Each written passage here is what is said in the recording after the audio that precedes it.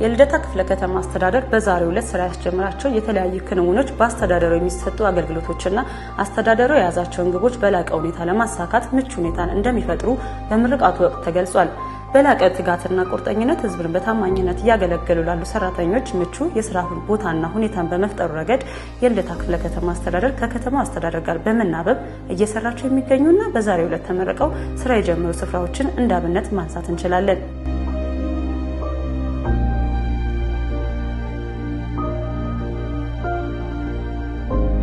በመረቃ መርሃ ግብሩ ላይ የተለያዩ የከተማ የክፍለ ከተማና የወረዳ አመራሮች በጎ ፈቃደኞችና የአስተዳደሩ ሰራተኞች በተገኙበት ተመርቀው ስራ ከጀመሩት መካከል ደረጃቸውን የጠበቁ የፕሌይ ግራውንድና የህፃናት ማቆያ ስፍራዎች፣ የሰራተኞች ሱፐርማርኬት፣ ደረጃቸውን የጠበቁ ወይም ዘመኑን የሚመጥኑ ቴክኖሎጂዎች፣ ዘመናዊና ዓለም አቀፍ ስታንዳርድን የሚያሟሉ የስፖርት ማዕከልና የሰራተኞች ካፍቴሪያና ሌሎች ክንውኖች በዛሬው ዕለት ፍጻሜውን አግኝተው ስራ ጀምረዋል። በዚሁ መርሃ ግብር ላይ ያነጋገርናቸው የክፍለ ከተማው ዋና ስራ አስፈጻሚ ወይዘሮ ልዕልት ግዳይ ከዚህ ቀደም የነበረውን ችግር በማስታወስ የተሰራበትን አግባብ ከዓላማው ጋር አካተው እንዲህ በማለት ገልጸውልናል። እንደ ልደታ ክፍለ ከተማ የ2018 በጀት ዓመት ስንጀምር በ2017 አፈጻጸማችን በጥንካሬ የተሰሩ ስራዎችን ለማስቀጠል ከዛ በዘለለ ደግሞ ጎደሎ ናቸው ክፍተት ናቸው ብለን ያሰብናቸውን ጉዳዮች ደግሞ ለይተን ስትራቴጂካሊ አቅደን እነሱን ለመሙላት ሞቷችንን በአዲስ እይታ የልደታን ከፍታ እናረጋግጣለን ብለን የተነሳ ነው። በዚህ ሂደት ውስጥ በርካታ የኢኒሼቲቭ ስራዎችን ለመስራት ነው ያቀድነው። የኢኒሼቲቭ ስራዎቻችን በክፍለ ከተማችን ለሰራተኛው ምቹ ሁኔታ መፍጠርን ታሳቢ ያደረገ ለማህበረሰባችን ደግሞ በየመንደሩ በየመኖሪያዎቹ ገብተን የልደታን ክፍለ ከተማ ነዋሪዎች ጫናን ሊያቃልሉ የሚችሉ መሰረታዊ ችግሮችን ሊፈቱ የሚችሉ የተለያዩ ፕሮጀክቶችን ቀርጸን ነው እየሰራን ያለነው።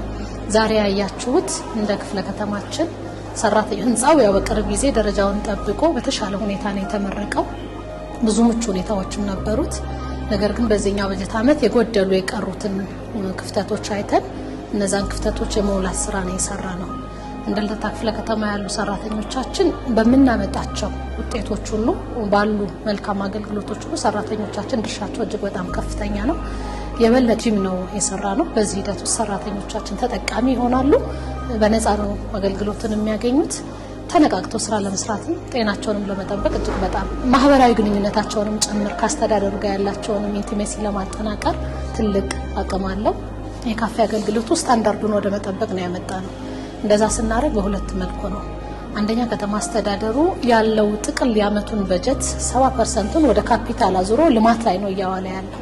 ስለዚህ በየዓመቱ በሚደረጉ አሰስመንቶች በሆቴል ኪራይ፣ በሆቴል አገልግሎት ተቋማቶች ክፍለ ከተሞች የሚያወጧቸው አላስፈላጊ ወጪዎችን ለመቀነስ እነዛን ወጪዎች ወደ ተቋማችን ወዳሉ ካፌዎችን ወደ ሆቴል ስታንዳርድ አምጥተን ሰራተኞቻችን ኳሊቲ የሆነ ሰርቪስ ማግኘት እንዲችሉ እንደ መንግስትም ደግሞ አላስፈላጊ ወጪ መቀነስ እንድንችል ታሳቢ የተደረገ ነው። ከዛ አንፃር የሰራተኞችን ካፌ ስታንዳርዱን የጠበቀ የማብሰያ ክፍል ኑሮት፣ መመገቢያ መገልገያ ክፍል ኑሮት ደስ ብሏቸው በንጹህ ቦታ ላይ መገልገል እንዲችሉ ለስራቸው ምቹ ሁኔታ መፍጠር እንዲቻል ነው ታሳቢ የተደረገው። ሁለተኛው የሸማች ህብረት ስራ አገልግሎት ነው። ሸማች ህብረት ስራ ማህበራቶች ከነፃ ገበያው በጣም በቀነሰ ጥራት ያለው ምርት እንደሚያቀርቡ ይታወቃል።